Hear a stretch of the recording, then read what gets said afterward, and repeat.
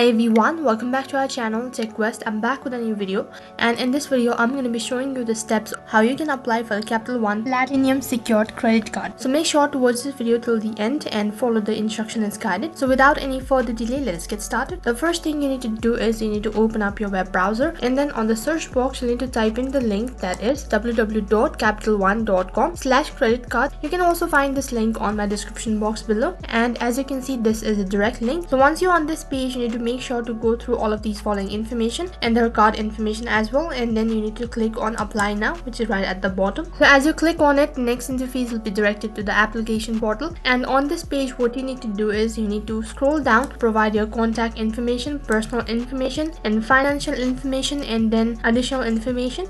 You can see right at the bottom there are important terms and conditions, so you need to go through it, and then once you're done entering all of your information, tap on continue. So in order to verify your identity, an OTP will be sent through an SMS or an email. So you must enter the OTP in order to verify. You'll be notified that the request has been submitted, and within 10 to 5 days you'll be receiving Capital One Platinum Secured Credit Card. I hope the video was helpful. Make sure to like, share and subscribe to our channel. Thank you for watching.